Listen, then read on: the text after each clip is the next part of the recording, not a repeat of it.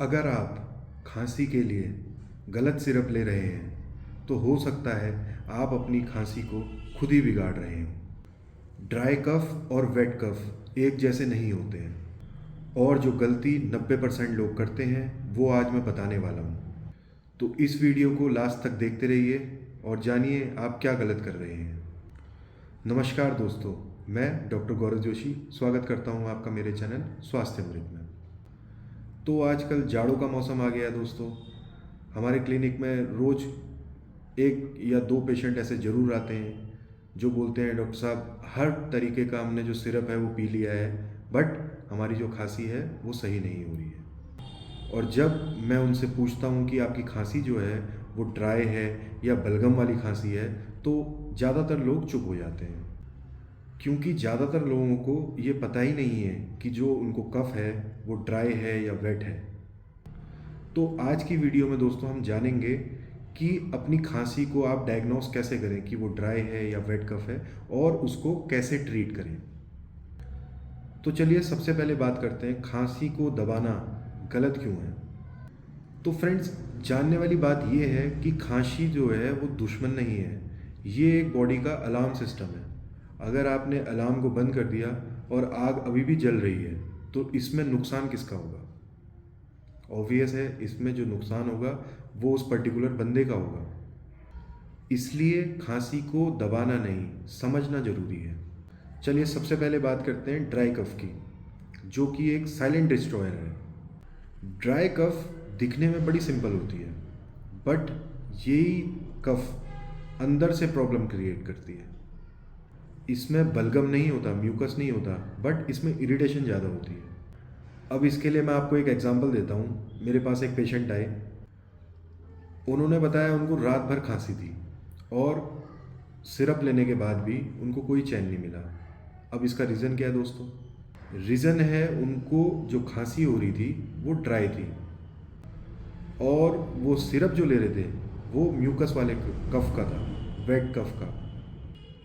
तो यहाँ पे आयुर्वेद के अकॉर्डिंग बात करें तो ड्राई कफ जो होता है इसमें वात और पित्त बढ़ते हैं, बॉडी में रूक्षता यानी कि रूखापन बढ़ जाता है और गला सूख जाता है।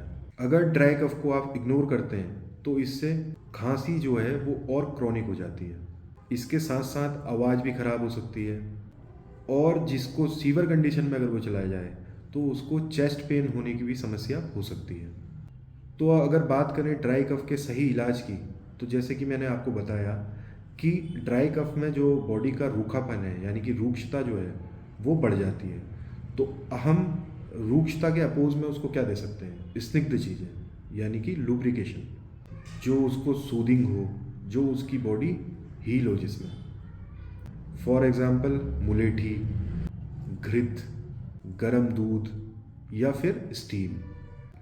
और एक चीज़ जो लोग गलती से करते हैं वो मैं बताऊंगा आपको वीडियो के एंड में।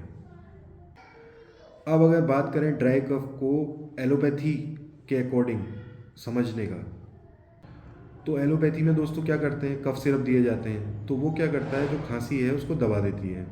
बट आपने ये देखा होगा कि कफ सिरप आप जब तक पी रहे हैं तब तक आपको आराम है, जैसे ही आपने वो छोड़ा तो आपकी दोबारा से खांसी वापस आ जाती है। तो यहाँ पे दोस्तों मैं ये कहना चाहूँगा कि अगर हम शॉर्ट टर्म में बोलें, जो एलोपैथिक मेडिसिन्स रहती हैं वो उसको सप्रेस कर देती हैं खांसी को, बट आयुर्वेद यहीं पर उस खांसी को समझता है कि वो क्यों हो रही है। सप्रेसेंट से खांसी रुकेगी ज़रूर, बट जो उस खांसी को होने का कॉज है वो बॉडी के अंदर ही रह जाता है। इसलिए एलोपैथिक ट्रीटमेंट से सिर्फ रिलीफ मिलता है, वो भी कुछ टाइम के लिए। अब यहीं पर बात करें वेट कफ की, तो अगर गलत इलाज हो तो वेट कफ जो है, म्यूकस वाला जो कफ है, वो ज़्यादा डेंजरस होता है दोस्तों।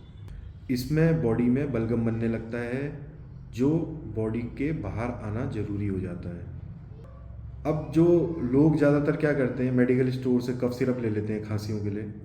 तो उससे होता क्या है, जैसे किसी को बलगम वाली खांसी है, उसने मेडिकल स्टोर से जाके एक सप्रेसेंट ले लिया, एक कफ सिरप ले लिया, तो उसका रिजल्ट क्या होगा दोस्तों? जो बलगम है, जो बॉडी में बन रहा है बलगम, वो अंदर ही शरीर के जम जाता है।